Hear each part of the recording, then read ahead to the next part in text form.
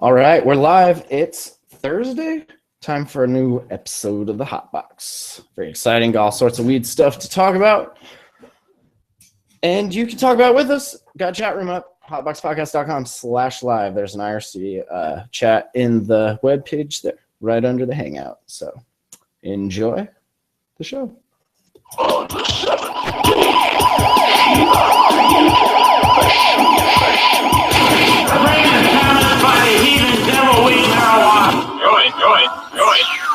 The terrors of tripping on top. Be there! Scour the spaceways! Explore fast! Shit right here contains the whole I rigmarole. used to smoke about an ounce of hash every day, and it made me go a little bonkers.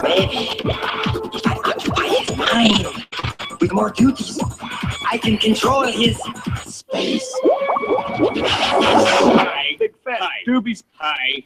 Hi. What's up, everybody? It's Thursday, October 22nd, 2015. It's episode 167 of the Hot Box. I'm Matt. Joining me this evening, again, just a regular part of the show, Professor Progressor in the house. What's up, dude? Hello, thank you for having me. Good to have you. Also joining us via the magic of the internet and Skype, Gooey Rubinski from Waxy. What's up, Gooey? You know, it feels like it was just episode 12. Where did all the time go? I know. It's life in the fast lane when you're podcasting. Tell you what. Damn. Let's start things off something kind of near and dear to our hearts. And these, of course, they're not changes that have been made yet, but they are discussion points up on the table here in Washington, and kind of an interesting thing to focus in on. And I don't believe this was the only proposed changes that they want to make, but this is something that, you know, we kind of have some thoughts on, and what it has to do with is terpenes. And I guess the way that I feel like they're misunderstanding, first of all, right? Like the whole situation with terpenes, where they come from, what they are, and why some places are using them the way they're using them. And it is a weird thing to legislate this away, right? Yeah, definitely. So you have a kind of a more fuller understanding of this. Do you want to kind of describe what the law changes they are proposing are, Professor? Well, as far as I'm gathering, they basically want to take certain terpenes off the table in terms of what you're allowed to infuse into concentrates, for example. Not certain terpenes, though, but where they come from, which ones you can use, right? They're basically saying you have to use no artificial terpenes, which that right there kind of tells me that they're not fully up on it, because artificial terpenes and terpenes certain companies are using are different. When I hear artificial terpene, I think of something like blue raspberry. There is no blue raspberry plant or flower. You know, there's nothing like that. It's a mixture of some probably man-made synthetic terpenes and others derived from plants, right? But then in other aspects, you have things like limonene and pinene and caryophyllene, which are found in cannabis in certain amounts, not very high in comparison with the rest of the plant world,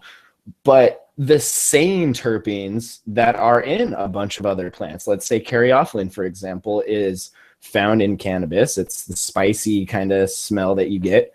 White Widow has a lot of it. If you've ever smelled like real White Widow, it's got that spicy smell to it. That's caryophyllene. In certain amounts, milligrams per gram, you know, things like 20, 30, 40, stuff like that. Cloves, it's in like 2, 3, 4, 500. So obviously, if I want to use caryophyllene, do I want to get it from weed, which has just a little bit, or do I want to get it from cloves, which has a whole bunch? At the end of the day, it's the exact same molecule. You cannot distinguish one from the other because it's the same thing. Maybe if your technique was not good and there was some residual something left from the plant you got it from, then sure, you could trace it back. But other than that, if you are dealing, as you know, a lot of companies are, with just the terpenes, just caryophyllene, just limonene, pinene, whatever, you don't know where it came from because it's all the same stuff. And so they're trying to say that, you know, you can only use what you take out of the plant. The cannabis plant. Right. Yeah, only cannabis terpenes, or terpenes extracted from the cannabis plant. But, you know, there's a huge number of terpenes that the cannabis plant expresses in very low values. So, right. It just depends on their definition of a terpene.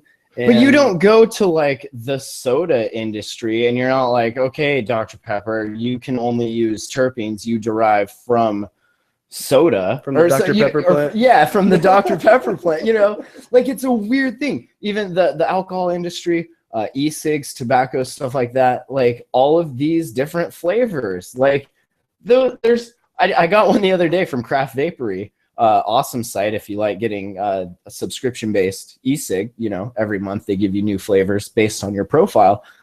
There is no flavor that is toast or cornbread or sticky rice. Like those are terpenes that they... So what is the difference between that industry and this one, other than the fact that this one is still federally Schedule I and illegal, and everyone in every state that is in the lawmaking biz like is trying to be like, look, federal government, we're doing above and beyond what we, they're trying to make it more so that they can be like, well, even though it's federally legal, you guys went out of your way to be dicks to everyone, so that's cool.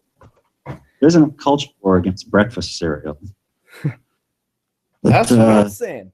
You don't see them going after them and being like, hey, Frankenberry plant terps only, bruh. That's good. Check your privilege. Terpenes are used in the food industry all over the place, for their smell, essentially. Which, so where did this come taste from? Comes from? Nobody got hurt. Nobody blew themselves up working with terpenes, as far as I know. It's a weird thing to come out of the blue here in Washington.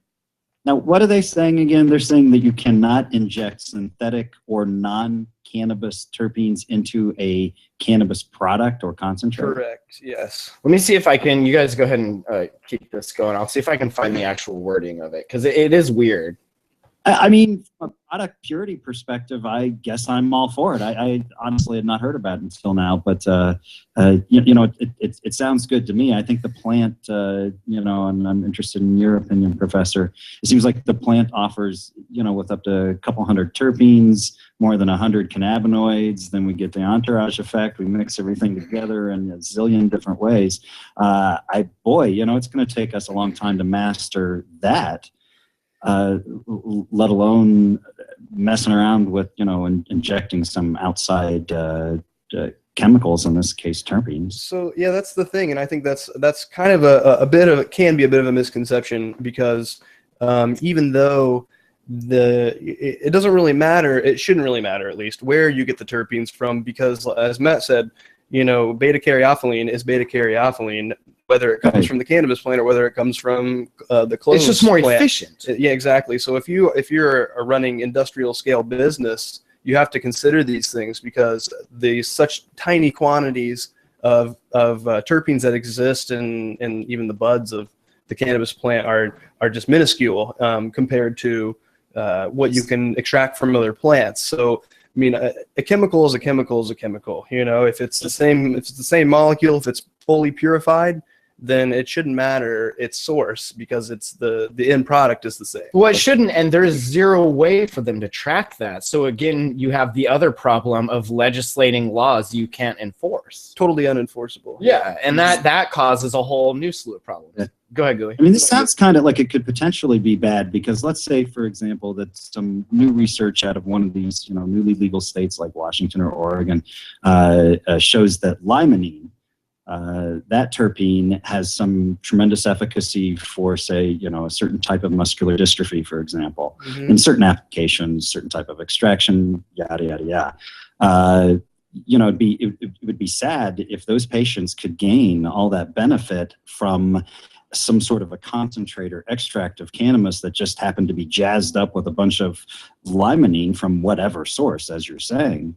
And they'd lose out on that efficacy, and quite frankly, that entrepreneurs would lose out on that opportunity. Coca-Cola certainly can put as much damn sugar in their soda as they want.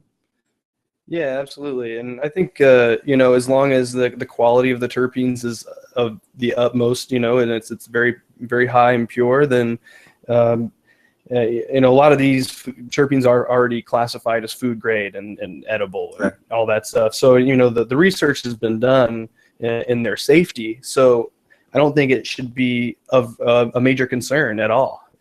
Is it because they're being vaporized or smoked? I mean, that's the only thing I can think of that makes sense, but then they're not trying to legislate out of the e-cig industry, which is bigger, I would say, obviously, because it's in all the states, not just 4, right? Mm-hmm. So I just don't understand where it's coming from, who it's trying to protect, or if it's just, I don't know.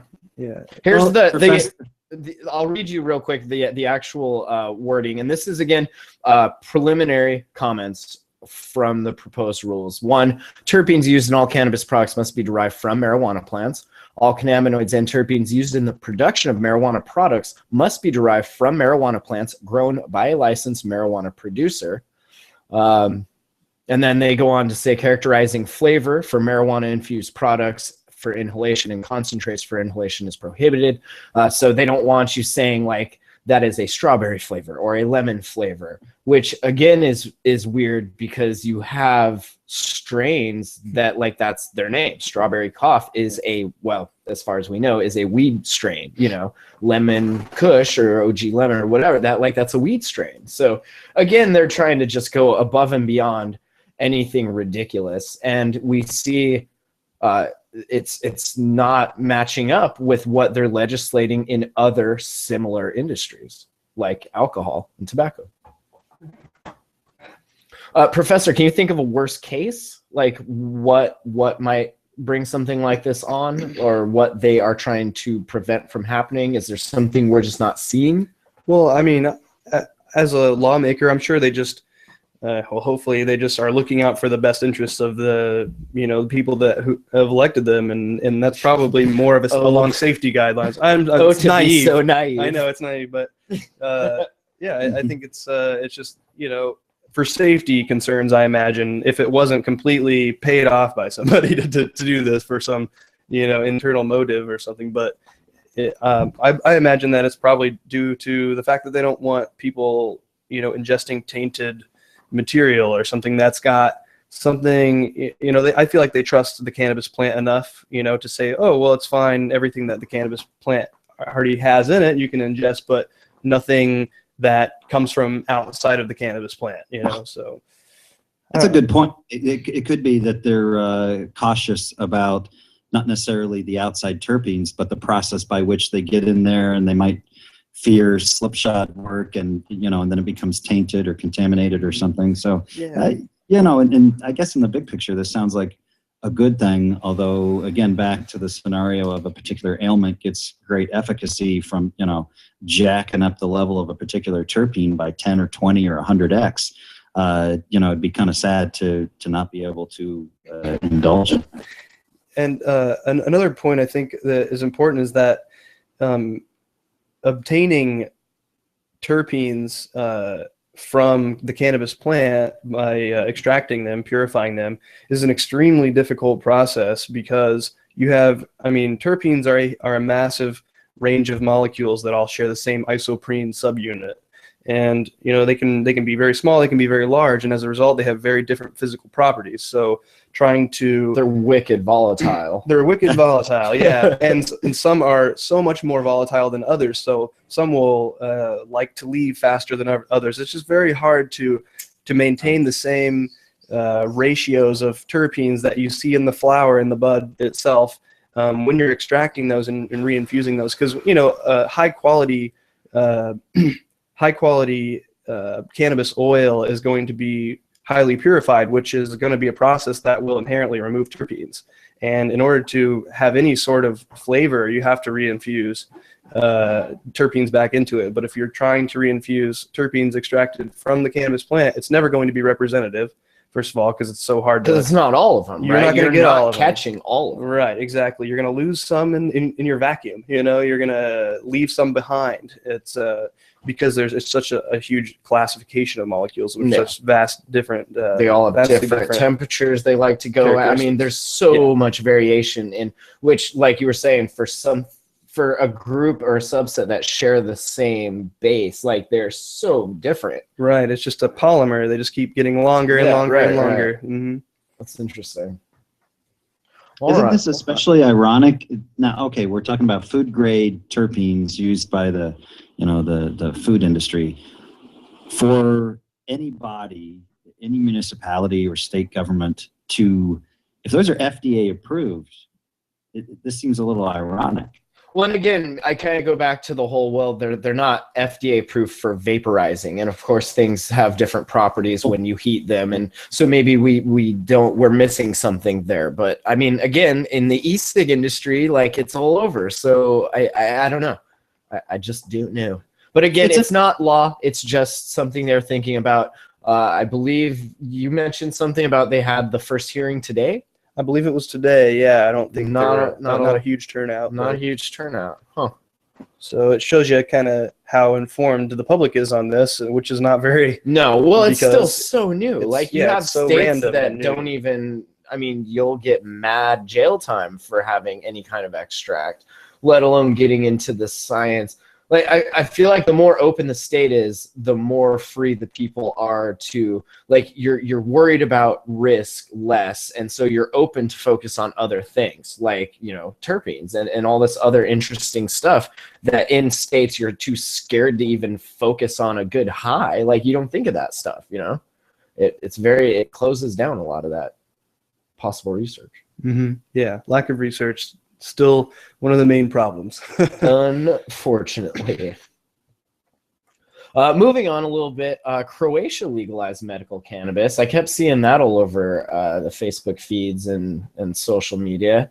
Always good to see when other countries go ahead and do that, because the more that happens, I feel like the more, and I'm sure the US, like to other countries, probably doesn't give a shit, which is why everyone hates us. But the more countries that do it, the more it makes the US look like, okay, assholes, why aren't you on the forefront of this? You're supposed to be the great leader. Like, why are you still stifling this industry? So in this area, the only area where we led was in prohibition, unfortunately. Yeah, definitely. As a government, now as a culture, hey, we got California, we got Seattle, we got Denver, we got some cool shit. Individually, we're pretty awesome, but the group of people that stepped up and were like, we'll lead, yeah, it's those fuckers you gotta watch out for. Won't get fooled in, man. That's right. So you can use THC prescribed to treat things like cancer, MS, epilepsy, AIDS. Maximum period for prescriptions 30 days. The maximum amount allowed at any one time is 7.5 grams, which is not a quarter. It's not. I mean, it's a half gram over a quarter. Like that always like a baker's dozen. Yeah, right. It's like, here's a quarter, and then here's a half gram pre-roll. It's like to get you walk home. Yeah, to get you home. The randomness of the limits they impose, like that's so, like they did studies and they're like, well, the people with 8 grams ended up killing people. The people with 6 grams, they were okay. So we'll split the diff, 7.5. Get out of my fucking store. So that's cool. They're saying that the reason for the new law came from the court case of a MS patient. Juanito Huxetic was detained for growing weed to treat his symptoms in order to create the weed oil. And they say, quote, "For us patients, cannabis is one of the most important plants for our lives and health." That's Huxetic speaking. "Everyone should have the right to choice and self-cure." Self-cure, oh yeah. I like that. They go on to say the legality of cannabis varies across a few countries in Europe. The Netherlands decriminalized up to 5 grams for public use, and only coffee shops can legally sell. Spain has legalized cannabis in private closed spaces only, with public consumption still illegal, albeit decriminalized. Of course, Portugal has decriminalized cannabis, but is technically still illegal there. The Czech Republic decriminalized possession up to 10 grams of cannabis and has legalized the purchase of up to 10 grams of medical marijuana, although rec is still illegal in the Czech Republic, and Croatia now added to that list 7.5 grams. So slow baby steps, like we're learning, I guess. Yeah. Self-cure sounds almost perverse. It does, right? It's like, I'm gonna go over here, self-cure. Don't look at me when I'm self-curing. Stop looking at me. Just trying to cure myself here. Website. That's right. No eye contact while I'm self-curing. California getting some new medical cannabis regulations. Oh, yeah. I like this article on the East Bay Express. Starts off in the immortal words of Vice President Joe Biden. You know, it's a big fucking deal. Wise words, Joe. The California cannabis industry and patients continue to digest 3 massive new laws signed Friday by Governor Brown to regulate medical cannabis for the first time. Mostly the opinions are positive, though plenty of patients, growers, and collectives have problems with various aspects of the Medical Marijuana Regulation and Safety Act. My problem is that your acronym is MRSA. I mean, let's start there. You couldn't think of a better acronym than like some deadly disease. Isn't MRSA like that shit like it's a bacterial infection? Yeah, infection, yeah. I mean, that's apropos, right? For this. Yeah, that's not ideal. No, MRSA is this from Croatia that I dated in middle school. That was MRSA. Yeah, we didn't even ask.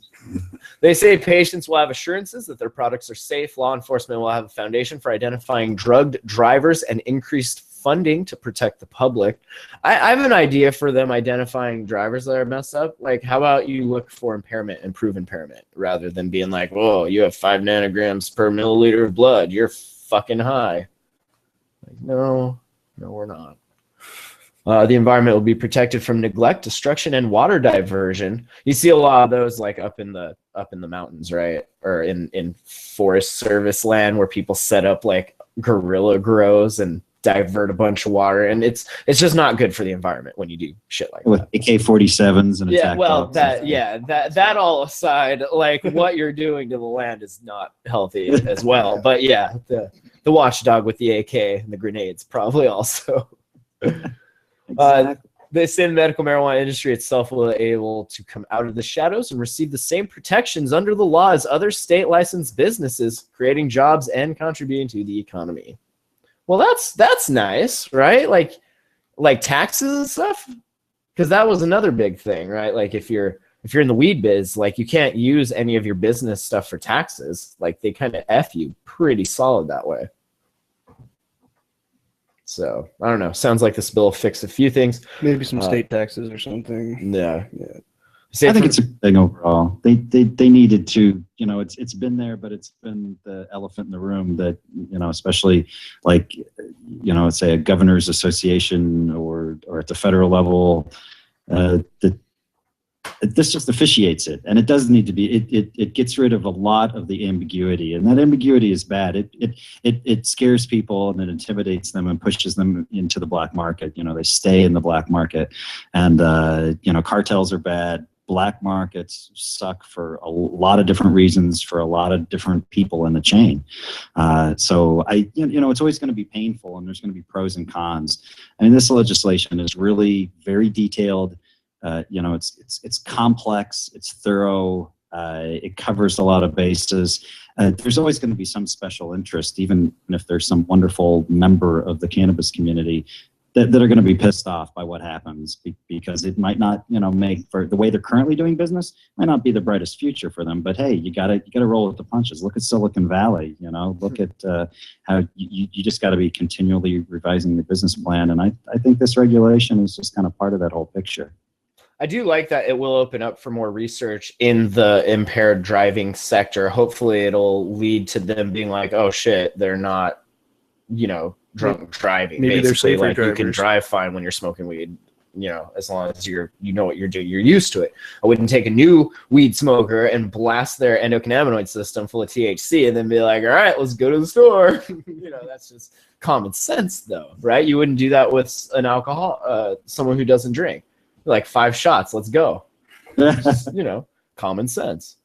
We'll legislate common sense one day. We'll figure out how to actually write it, common sense. That's not till after the robots take over. Well, right.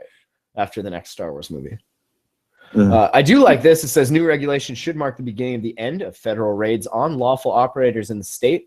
They believe this should bring an end to federal interference with businesses that are in compliance with state regs. Yeah. So that's good. It sends a very powerful signal to Washington, D.C. That is, and it's all for the good. If you look at all the dialogue and all the back and forth and, the political negotiations and over the last several years, this deals with a lot of that. Baby steps. That's good to hear. It seems like they just need to legalize for recreational use. It's like they've been fighting this fight for so much longer than pretty much any other state has, it seems like. Is that the way to do it? Like keep it that way, or can you just open it up as an industry like any other and let that sort itself out rather than having to impose ridiculous legislation to, cap a non-existent issue? Like you don't even know if giving people 9 grams of weed instead of 7.5 is going to make people crazy. Like you don't even know, because you're too afraid to just let it be open and sort itself out. I have more faith in the people than our government, apparently. Maybe that faith is misplaced. I don't know. If you think about these laws, these 3 separate laws that passed that are part of this act, and there's going to be a lot of regulations that come out of those, and those regulations have not been formed yet. But we can kind of the laws together are detailed enough that we have a pretty darn good idea. Again, we've gotten rid of the ambiguity. But if you take a look at these laws from the perspective of recreational legalization, I think they really set California up for recreational legalization in November of 2016. I think it creates a very comprehensive framework that, with minor adjustments, could be a very good economic and patient environment for legal recreational. Nice. That's exciting. Yeah. We'll move on. I will mention you did write up a piece over on waxy.com about this. So if people want to read more, have a more long form, well-informed read about it. Definitely check that out over on waxy.com. A little too much time into it. No, it's good because it's nice to be able to sit down and have it in front of you and read. I don't know. I like to read that sort of stuff. So. Well, California, 39 million residents. The second most populated state in the nation is Texas at 25. And then, of course, you got states like Florida and New York. But when you consider the influence of California and the cannabis culture and the cannabis industry and just the sheer number of residents in the state, I think these laws are extremely significant and that it's some of the most important news of the last several months. Yeah, that's where the Cottonmouth Kings are from. You don't have a band called Cottonmouth Kings from a state that isn't down with weed. Come on. That's right. I met those dudes once. Did you? I've seen him in concert a few times. We actually had Dirtball. He's one of the newer Cottonmouth Kings. He's in Oregon. We had him on the other show quite a while ago. But they're cool cats for sure. Yeah, they're very done with the cause. That's I don't know if I'd necessarily want them in the car with me when the police officer pulled us over. It might be a bit incriminating, but I don't know. I wouldn't mind having their lawyer on my side after the shit did go down. Yeah, I want their lawyer when the shit goes down, and I want them at the after party because they're going to bring some good shit. Yeah, exactly. I kept for the longest time. It was just something stupid I do on this other podcast because Johnny Richter is always about I can outsmoke anyway. I would always put it out there and be like, hey, let's sit down and get tested. I'm pretty sure I could give you a run for your money. But one day maybe we'll have to make that happen. So let's see. I saw a lot of stuff about Canada. They they have some elections or something recently. But what'd they do? They had federal elections. Oh shit! That's like president. They got a new PM. Is that the Canadian president? Is that? Yeah. Okay. There's a lot of unique British and French cultural and government influences and like kilometers and shit, right? There you go. Okay. It makes you feel like you're going a lot faster than you are when you're up there on Toronto and Vancouver. But they elected a new prime minister. He's relatively young, Justin Trudeau. And has a lot of legacy there with his father.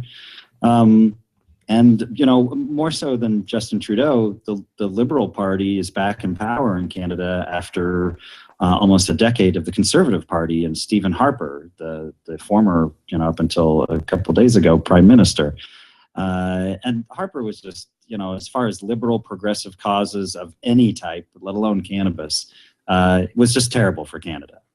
Just absolutely just he was like you know, the first and second Bush Jr. administrations politically, just really bad. So Justin Trudeau is this young kind of, you know, charismatic sex symbol to come in as prime minister of all things, and he said he's going to legalize cannabis at the federal level for recreational use, and that they're going to get on it right away. So, you know, how that's going to manifest itself, I don't know. That's awesome. Doesn't matter. It's making politics sexy again. That's what matters. That's right. He's got six-pack abs, or at least he did during one photo shoot in the last several years. So we'll see what he's able to pull off for the hardworking Canadians. Looking forward to seeing like a calendar with him and Putin and all the other buff like socialists.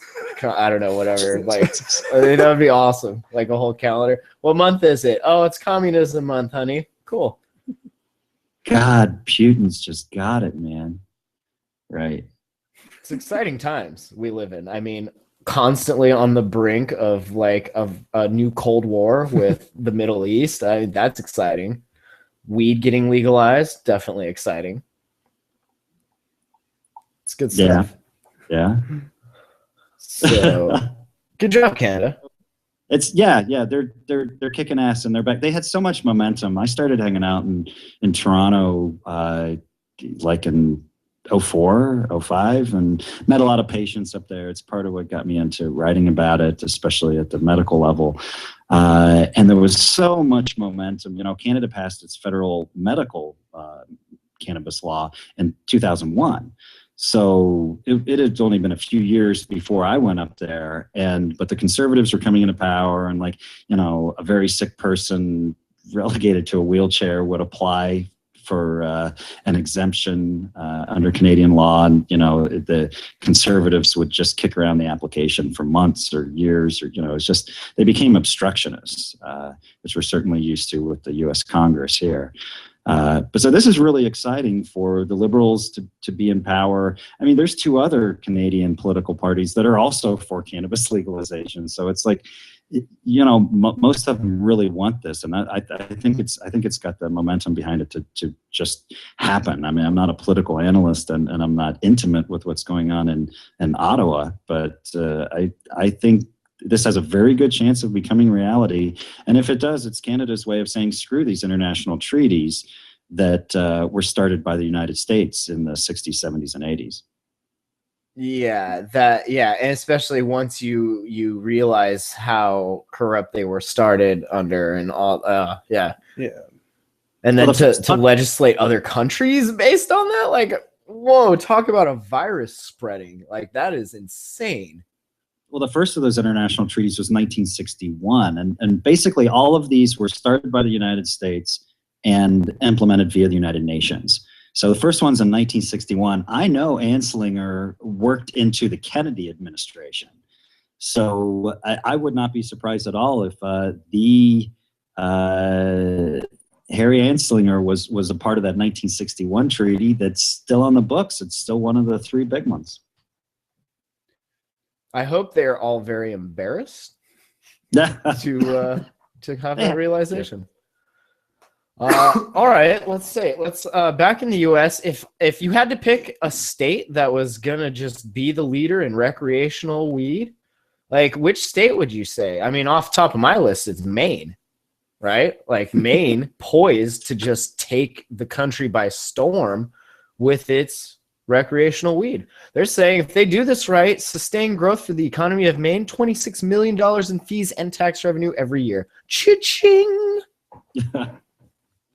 What do you think, Gooey? Maine? Is that the place to be? I used to have some friends in Maine who took advantage of their medical program, which has been around for a while. But I don't know. A lot of this gets down to like patient populations. You know, how big is how well do they roll out the program in terms of truly reaching the patient Ooh, population? I can answer that question. They legalized medical use back in 1999, and the first dispensaries opened in 2011. So, I mean, it takes a long time. It gets cold up there. I get it. I'm from Montana. I don't want to do anything in the winter except snowboard. Like it's hard to be political year round in a state like this. Same thing. That's 14, 15 years ago, and then they finally start opening dispensaries. Yeah. It's one thing to have a law pass. It's another to give real safe access to patients in need. And that's why you see groups like Safe Access, all those groups spring up, gotta let people know. Right. So, but I mean, more power to them. Any state or municipality for that matter that's going to embrace trying to legalize and regulate and benefit all parties, all stakeholders involved. That's certainly a good thing, and we got a lot of experiments going on right now. I know the conservatives like to call Colorado an experiment or Oregon an experiment, but they are experiments. There's going to be a lot of lessons learned economically, politically, in terms of manufacturing and distribution. A lesson learned, you guys. If you legalize drugs, we can make a bunch of money. Weird. I think the secret is I'm definitely a capitalist, and I'm all for making a ton of money. Who doesn't like that? Harm reduction, safe access, capitalism. Get rich, providing safe access, and ultimately providing safe access for recreational users too. Providing safe access for the entire set of people in the community and society who give a shit about it and actually want to indulge in the culture, purchase the products, purchase the services. And anybody who doesn't want to, certainly doesn't have to. And I think that's what the push is, right? Until that happens at the federal level, and it might be a while. Get rich or die trying. Smoke weed in the meantime. They're saying an estimated economic impact, because weed is the fastest growing industry in the United States, mind you, $11.1 billion. The industry is expected to be bigger than organic food by 2016, with an estimated $36 billion. For every $1 of legally sold cannabis, $2.60 of economic value enters. What the fuck is that? We have this real made up thing called the dollar, which is pretty much bullshit. And then we have this real fake made up bullshit thing called economic value, which is actually twice that and 60 cents for every dollar. So, And I think Jerry's kids get like a dime or something. I know. That's like negative economic value. That would, as an investor, I would not donate to that because it's just poor business. But you donate every day. You were criticizing the fact that the poor people in Portland could only get, the recreational users could only purchase 7 grams. Well, quit. It would only fuel you for like 2 or 3 hours. No, so. I know. Yeah. Quit opening so many strip clubs and maybe you'll have the money to do this weed thing. I want to check out this coffee. What out there? I'm man. Awesome. Because I'm from the Midwest, and that just house. If Maine voters decide to legalize recreational use of marijuana, the state could take in $26.7 million in revenue from taxes and fees each year. I like all the other positive bullshit aside, like we're talking about motherfucking money. Like forget like getting people out of jail and having healthier, better societies with less drunk assholes. Like I'm talking about dollar bills, right? We're gonna make some cash here. It's really it's amazing to see people's greed shine through when they like you can hear the rabidity of her foaming canines as she's like 11.1 billion and then 36 billion and then like you're just foaming at the mouth for something that is not even happening yet. But I appreciate it. You said rabidity. No, I made that shit up, but yeah. Wow. And foaming, what you need to write this shit down, dude. This starts something like a True Blood novel or something. Right. Hopefully it's being recorded, right? This guy's a lyricist. Oh yeah, he's a rapper. That's right. You're doing the hip hop thing. Yeah, I'm listening to Led Zeppelin. You're doing the hip hop thing. Yeah, we're all poets, man. So, and hey, if Maine, listen, Maine, I'm talking to you right now. Listen to me. Elect Spose, right? He's a rapper also. He lives in Maine. He's pretty much the king of Maine. Spose, right? The dude that did I'm Awesome.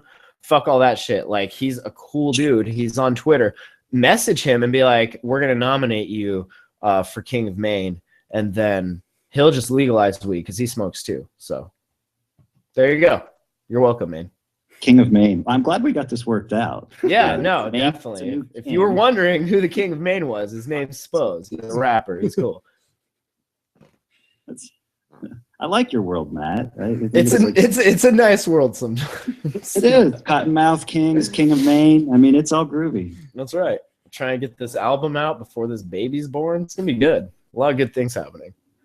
So we last episode we talked about Oregon and their recreational sales happening. I think it was like a day or two before it went into effect. Yeah, go for it. October 1st. Yep. October 1st. They made so much money, and it's only been what, 22 days? Loads. How much? In like the first 6 days, they made double what Colorado made in its first 6 days. I've seen some like Venn diagrams out there where there's some infographics where they're using like circles and such of various sizes and colors to indicate the relative status of the legal states. That's phenomenal. Did you Professor? Did you make it down to buy some weed in Oregon? I've not had the pleasure. I might have to do that. Get your 7.5 grams. Thank you, sir. I will see you tomorrow. Shit, yeah. I mean, it's definitely awesome, and I'm looking forward to watching more states do this, and not even because I'm seeing dollar signs. Like, I just think it's cool, and more people should not be persecuted for smoking some weed. So, true that. Especially here, this dude, 80 years old, is gonna do jail time for some weed? Are you kidding me? He's 80. Like, what do you let him do whatever the fuck he wants? I don't understand that. He's not hurting. I mean, again, he owned houses in Massachusetts, Colorado, and Arizona, and had $11 million stashed in a North Reading storage facility, a la Breaking Bad. I like that. Oh man. He once crawled away from a plane crash in Wisconsin as thousands of dollars in cash floated through the air around him. Can we get this guy on the show? His name's Marshall Dion. I think he might be hard to contact. He's going to be sentenced February 11th. So we got a little time. If we can reach out before that would be cool. If you help pay his bail, he might come on the show. I don't think he's getting bail. He pled guilty to running a massive marijuana dealing and money laundering operation. Under a plea agreement with the feds, he could serve 5 to 7 years in federal prison, ending a lucrative criminal career that spanned decades. Wow. Until a random traffic stop in Kansas brought it all crashing down. Oh. I'll tell you what, it's those fucking traffic stops, man. They will get you. Wow. But this is not some random octogenarian growing 4 or 5 plants in his backyard. No, he sold like 10,000 keys in his lifetime. This guy is like Mr. Nice, for God's sake. Yeah, right? 10,000 keys. That's 2.2 pounds per key. That's 22,000 pounds plus of weed. Wow. Well, I respect and admire the guy. I mean, in all truth, this is some heavy duty stuff where I think it's so heavy duty, I think it negates his age.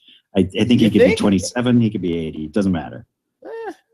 I feel like if you were doing all of that and you made it that long, like, you should just, here's your free pass, man. Have a good day. Like, you earned that shit. Well, like I say, I like your world, Matt. It's easier that way. Going to court in your world, going to, Judge Matt. Your Honor, I'm 80 and y'all ain't caught me yet. I rest my case. I'll see you later. I'll be in Belize. Be like you and Bart Simpson, like, okay, sounds good. You can go. Yeah. The defense rests, Your Honor. Oh, yeah. So, again, just a reminder, if you're committing felonies, make sure your taillights work, right? And make sure you stop. Don't commit misdemeanors when you're committing felonies, because that's how shit goes down. That's right. So, I don't want to I don't want to tell you that either of those are good, but if you're I'm not, I'm gonna tell you, I'm not gonna stop you. The plethora of reasons that we need full legalization and regulation and taxation, so we can just do away with this whole multiple layers of judicial, political, and social bullshit. Just this should not even be an issue. Yeah. Let's talk about some testing stuff. This is kind of interesting. A little science behind why weed has gotten, well, and not why, but that, yes, it is true that weed has gotten more potent over the years, of course. Tripled, in fact, in the last 30 years. Back in the 80s, they're saying around 10% THC, below 10%. Today, around 20%, and even some strains up to 30%. That's Colorado Potency Testing Lab, Cheris Scientific. They had a meeting at the American Chemical Society this year, and they discussed all these interesting things. So, it's interesting because I was smoking with someone recently in their 60s, and they said that in the 1970s they were consuming cannabis that seemed like it was extremely potent, like some of competing easily with some of today's top shelf stuff. And they said, what if it wasn't just pure THC percentage? What if these might have been land races brought back from Vietnam, and a lot of overseas activity in the military, and that's how a lot of the seeds and the stuff, they bring it back in duffel bags. Well, think about it too. Like the earlier, the less primed the group as a whole, the endocannabinoid system is. So, of course, if you're not primed, you're gonna think that any amount is potent, right? So, the more it almost seems like the potency has gone up with our tolerance. Like it's been right there next to us. Like, are you with me? Yeah, sure am. All right, here we go. Next level. It goes to show that it's a very plastic system. The endocannabinoid system. It's ready to be bombarded with cannabinoids and adapt to that over every morning about 6:30 a.m. It's ready, and it's ready to adapt to that, and as a result, you can keep smoking the same amount, but you're never gonna continue to get higher and higher. It's just gonna kind of fade out. Your overexpression of your receptors is gonna be taking over, so it's not gonna have nearly the same effect as when you're first the first time you're smoking. I got that on my 5th grade report card. Overexpression of receptors. This little asshole is running around overexpressing his receptors and shit. It's downhill ever since. You homeschool that kid. Homegrown school. Homegrown that kid. But again, this is good where solid research and testing and everything comes in. It's good to know that kind of stuff, You didn't know that 30 years ago. Like, what testing? What? It's weed. There's stems and seeds in it. Like, smoke it, come on. It dropped out of an airplane so that we could enjoy it. But it's good to see this now. All the time who on the West Coast or in Colorado who are basically just vaporizing concentrates. They do it with a vape pen.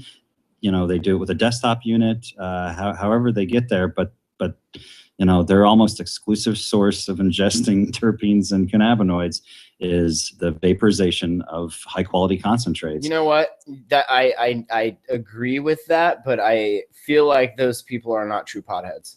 Because I could be drowning in oil of whatever flavor you could fucking think of. And if there's flour, like, I like flour. It's bud, it's weed. It's like, I love dabs. Well, I'm just trying to like get fucking faded and tolerate things, but like a nice bowl of some tasty flour, like, you can't beat it.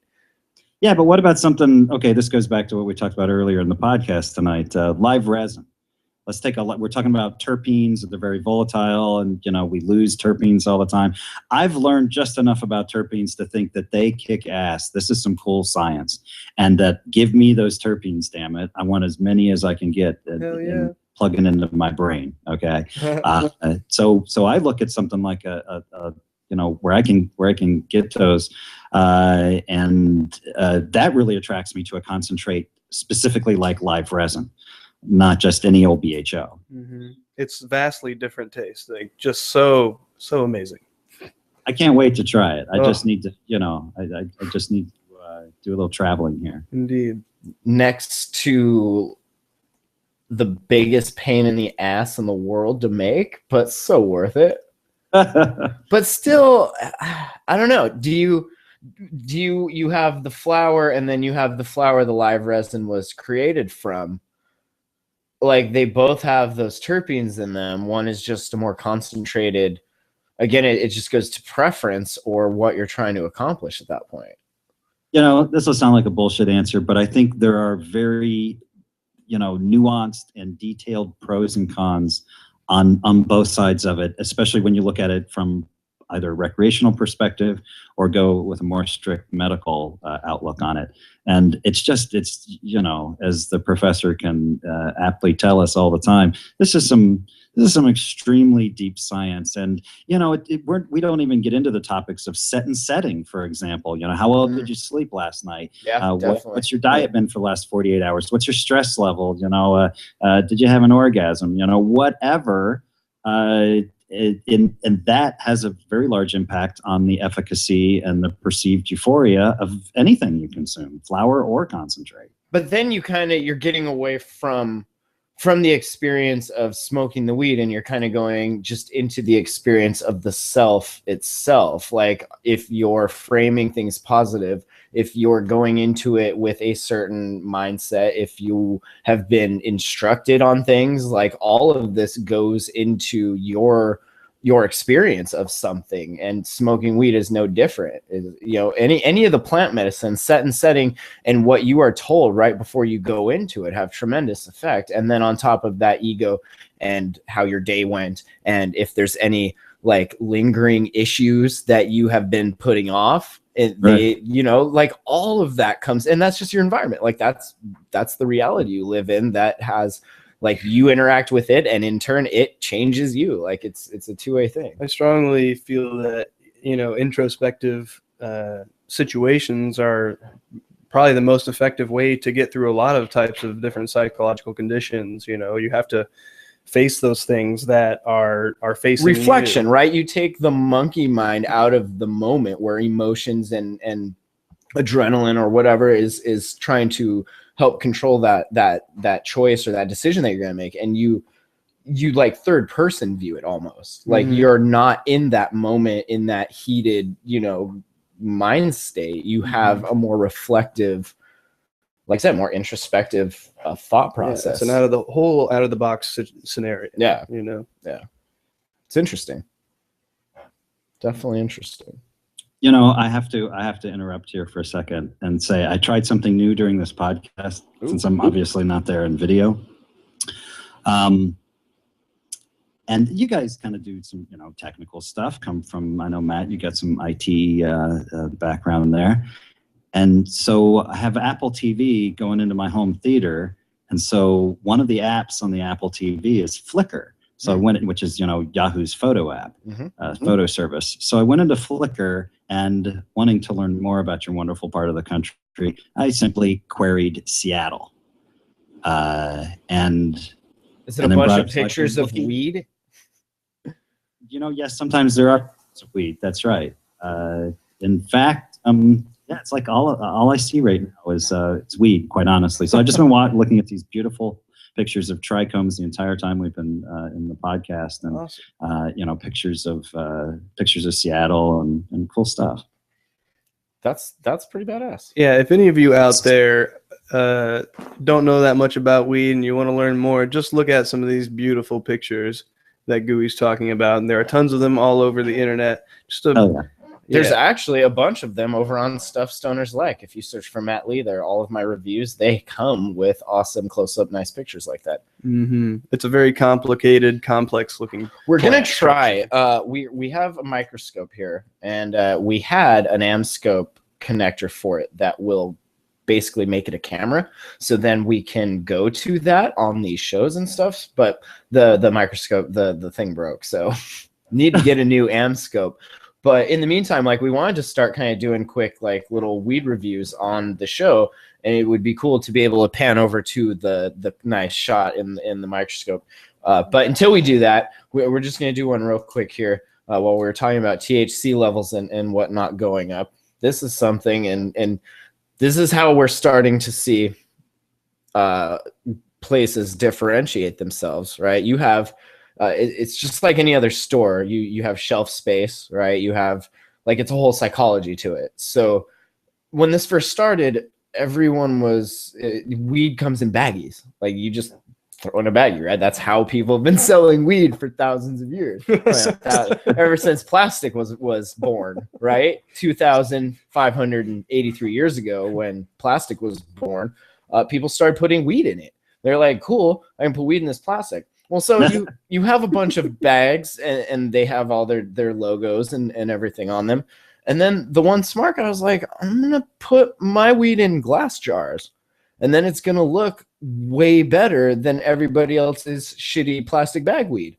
And now we see a bunch of companies do that. And now they're actually differentiating with the shape of the jar. This is that hexagonal shape? Octagon? 1, 2, 3, 4, 5, 6. Hexagon. So a nice hexagon shape there. Top shelf. We grow only top shelf. A lot of focus on that top shelf. And what is that top shelf loaded with, Greg? It's loaded with THC. Loaded. 24.34% of THC. Nice. So yeah, I had the this is the Lemon OG. I had the pleasure of trying their same brand Gorilla Glue. It was like 26.5%. Gorilla Glue. Is that a landrace strain? What is that? Is that from the Congo? Where is Gorilla Glue? Probably from Detroit. Yeah, no idea. It was pretty tasty though, definitely. Top shelf. It looks pretty nice. I know podcast listeners are like, cool, dude, we can't see the weed. Well, maybe you should watch the video here. I mean, that's not probably much better. But podcasting, great way to get people on their daily commute. They got to pay their bills, and the guys got to spend too much time driving on the freaking road to get to work. And we recently got back from barter fair and did a little bartering and ended up with this. I know that you can see pictures of it on Instagram, but it's a beautiful handmade glass piece with all of these like teardrop spikes all over it. I don't know. It's pretty cool. So we've been kind of testing weed out in this, but little Lemon OG. Testing weed out. Is that what you call it? Testing weed out. Getting tested, reviewing weed, getting high, I guess, if you want to go old school. You're like a tester then, because you're testing every single day. R&D. 6 a.m. Beta testing. Master beta testing. That's true. That is true. I've more than 10,000 hours. I am a journeyman master beta tester. You are the master beta weed smoker. Oh boy. Ooh, that's nice. I'm gonna say, right off the top, some nice limonene. Definitely all the other terpenes that most weed has in it, I'm going to say is in this without actually seeing a full terpene profile. Spicy, pungent, skunky, lemony, cushy, nice. Very cushy. That pungent, earthy, very cushy. Like my old girlfriend. That's right. Very cushiony. Say that. Do you say your ex or your current? I'm sorry, I don't mean to offend, but all right. Lemon OG. What do you think? That's not wow. It's different. There's definitely an interesting aftertaste there. Yeah, it's spicy for sure. Lingers. Need to get a sample up to the old lab ski. Yeah. See what that is. See what they've got to say. What do you got to say? When in doubt, send it to your local analytical laboratory. That's right. They will tell you and give you a full cannabinoid and terpene workup profile, PDF or printout. You know, I'm all excited about that. And I'm like wondering, okay, how many years away are we from, you know, like with the guys with their iPhones and they just put in the little square device or whatever and they can swipe the credit card and it goes out Well, Gooey, I'm glad you asked, because I'll tell you, at the last conference we went to, Yeah. a gentleman there by the name of Dr. Dabber. Dr. Dabber. I'm not sure. I think it was like a Dr. Dre thing. Like, he's not an actual PhD, but people respect his opinion. He had something from a company that did a Kickstarter for a little pocket-sized, I'm not going to call it a GCMS, because that's not... Man down, because that's not really what it was. Can you explain it real quick? Okay, so What was it called, first of all? I don't recall. Fantastic. Basically, it was like a little local unit that you can put some dry flower into, and it will tell you the cannabinoid profile, the terpene profile. My DX. They did an Indiegogo. Are you familiar with this, Gooey? No, but I want the terpene profile. I want it on my shit. Yeah. Well, this did that, and it linked up to your smartphone, and it did that, but I don't know. It seemed really cool. I was a little bit skeptical on its actual capacity to really get good, results that you can continue to, see over and over if you continue to test it, or how well it stood against like a HPLC or a GCMS in terms of quantifying these chemicals. And the fact that they're testing organic, aqua, aero, and wheat, like they're doing air, water, food, solid food, like all of that in this one little thing. Right. Yeah. It's like, how? We'll see. We'll see. I think it has something to do with light. I think they're using light to figure out what's in there. Greg, it always has something to do with light. You should know that by now. You're right. It's all about the light. But interesting thing. And I mean, what he was showing, like, they were pretty close to what the actual lab results were. They were like doing some judging, and so he was like putting a little bit of each flower into this thing, and it was, but again, I don't know. So we're close, I guess, is the point of this, to the thing you want. We're just not quite there. Yeah, maybe it might be there. I'd say give it some time, let some real people, evaluate it scientifically that have the right equipment to compare it against. And once you see that, because it's so new, that information is probably not out there yet. But I'd look for that, and if it looks good, get this thing because it's really cool. It is really cool. I wish I had like a bunch of money to just waste on shit like this. But yeah, they have an Instagram. Let's see. Technology. It's really great where technology and entrepreneurs in the cannabis industry are kind of coming together. It's very much a kind of a Silicon Valley vibe to what's going on. Hold up. In the cannabis industry hold right now. up. They take PayPal credit. I got PayPal credit. $700. Available summer 2015. What year is it? It's almost 2016. Think about it. Quick, what year is it? I don't know. You put me on the spot. I know. cdxlife.com. No, I think that I think there's 700 listeners. Like, if you each just pitched in $1, we could freaking get this thing. We'll put it to the test. We have HPLC to test it next to, so come on. I'm not gonna put up 700 though for this. Oh, come on. But the cannabis consumer is typically a pretty pretty good engineer, I would say, on the whole. Who knows, smoking out of an apple, smoking stoner engineering subreddit. Yeah. Oh yeah. There you go. There you go. Right? There you go. Stoner engineering. Damn, this thing is so cool. I mean, this thing has the capability to be so cool. Oh yeah. I don't know. I just feel like it's not there yet. But keep an eye on it. Definitely something to put in the watch list. Yeah, I agree. Let's see. Is there anything else? I thought this was kind of interesting before we kind of wrap this up here.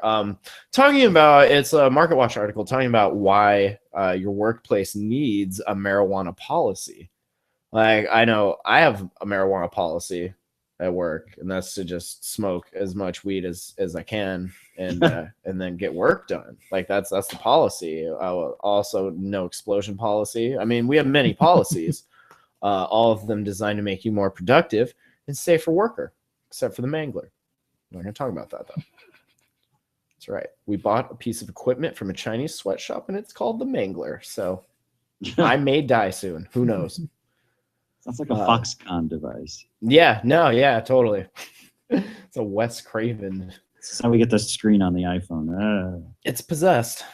They're saying nearly half of small businesses don't have a policy about cannabis use in the workplace, and 10% have had employees show up under the influence of a controlled substance at work. Like still drunk from the night before, probably, because your job sucks. The study polled 501 businesses nationwide that employed fewer than 100 employees in states with varying legalization laws. 23 states have legalized medical marijuana. 4 states in the District of Columbia have legalized rec. A wide majority of respondents, 81%, said they were unconcerned about employees coming to work under the influence. But in states that have legalized marijuana use, a lack of policy could lead to major legal headaches. Quote, all employers, regardless of size, should have a drug and alcohol policy. If an incident involving marijuana happens in the workplace, the Occupational Safety and Health Administration, which is a federal agency, is likely to step in. And if that's the case, just watch your ass. Yeah, literally, like watch it, because there will be things going into it very quickly. You will not like it. Not like nice fingers and things. No, like giant ramming fists of fury. And that spiraled out of control. Spiky brass knuckles on them, just shredding your inside. A few minutes ago, holy shit, I want some. Sorry. What is it called again? It's Top Shelf. It's Western Black Market GAC, Black Market Bingo, and you just like, Lemon OG. Led Zeppelin or something. I don't know what you got going on, but it's good shit. Lemon OG got this stuff at Growers Outlet here. OG. You know what? A lot of people in the United States don't know that OG stands for Ocean Grown. Actually, it stands for Original Gangster. I would appreciate it if you didn't put that other nonsense out there. No, I always thought that's what it meant until I started doing weed reviews and I started reading about it. And some people say it's Ocean Grown. Other people say, what was the other one? It was like something, some county or something that it stood for, from where this certain weed was grown. I don't remember. But there's a whole thread on IC Mag about it. Google it and find it. OG. If grown well, and if it's not a mislabeled strain, especially, you know, in terms of seeds and stuff, then I'd say overall there's a reason the OGs are so popular. They're pretty well rounded. Because people are dumb and they will buy things that they think are better than other things, even though they're really not. Wine, for example. True. I buy $4 to $6 wine and I love it. When they did that study, right, where they put the $20 wine in the $500 wine bottle and people were like totally convinced it was expensive wine.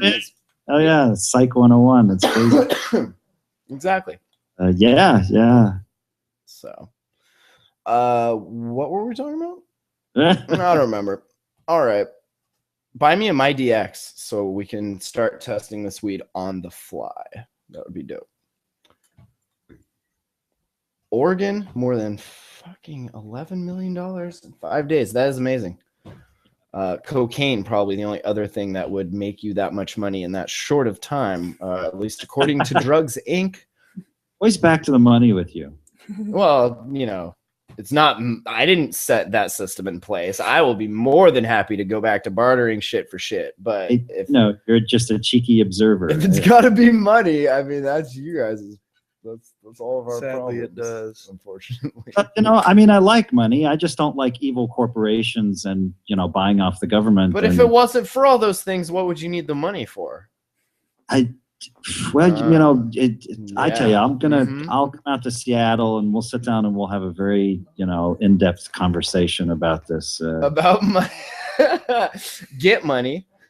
And but you know, money's great stuff. It's just you know, anything too much of it. You know, a Pepsi every other day is just fine. You know, 7 Pepsis a day after a few years might not be a good thing. You know, so.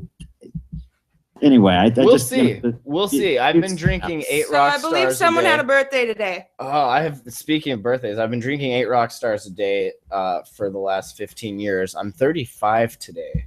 What the fuck is this? I didn't think you were a day over 34, dude. Oh, no, I'm 35. 1980. I was born. Look at that. Weed birthday cake. Is there weed in this one? Is there weed? Is there weed? The cupcakes? Weed cupcakes. Oh, Look hell at yeah. all this. Whoa. You about lost Just spilled them all over the place. That's awesome.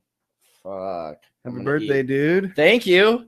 Thank you, Internet. For my birthday, you can waste $700 on my DX, and we'll see if it's legit. And if not, we'll call up the Better Business Bureau and be like, what's up? This is just like, well, it's not just like, but it's kind of like those fake bomb detectors those other assholes sold to those people, and that they weren't bomb detectors at all, were they? They were golf ball finders that had nothing in them.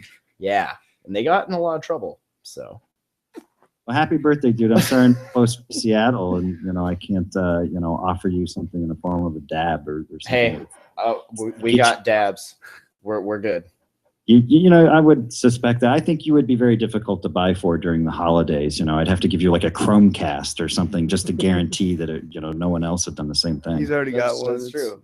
I have a Chromecast I was actually going to give you because we got one. I actually just got a Chromecast. Interesting. Like 3 days ago. Google, you make something cheap enough that just does that shit. Like that's amazing. And how you can cast a whole screen. Oh yeah, it's so I gotta tell you, I got this new phone. It's a Nexus 6 because it was time for my upgrade. Kept my unlimited plan. Neither here nor there. Thank you, Verizon.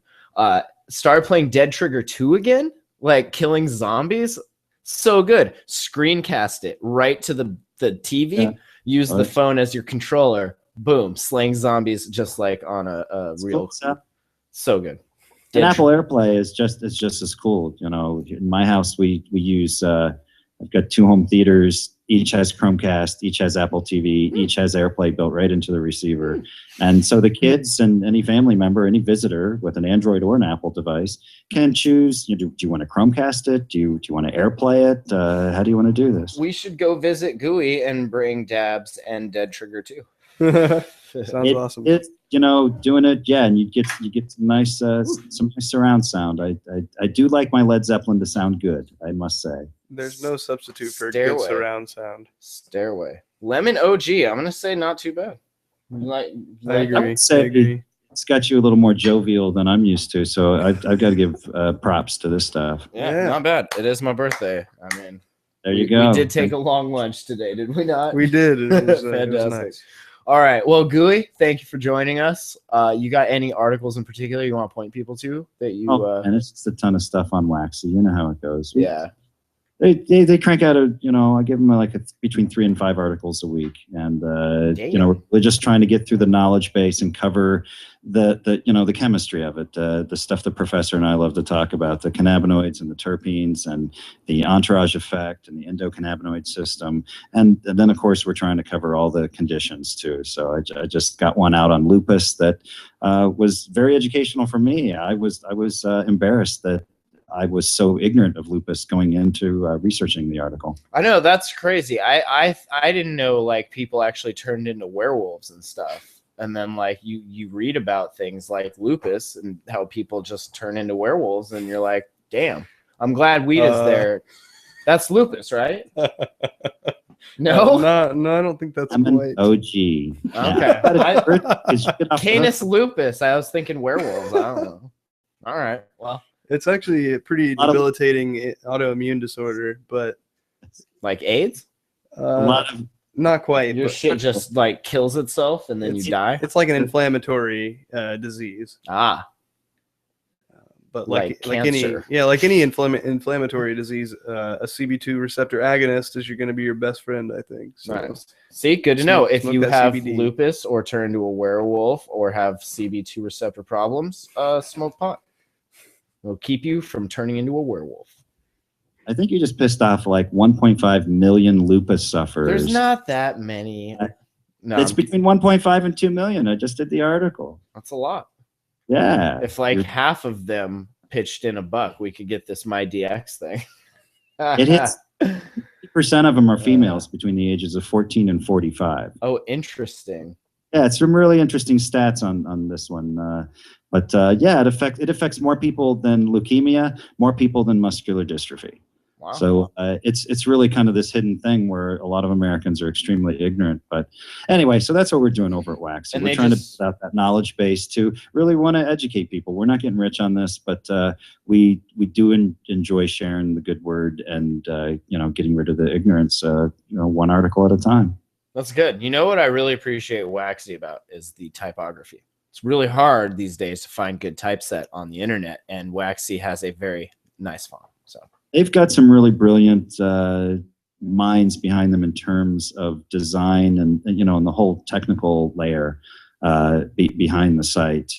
Really some people who know what they're doing there. That's good stuff.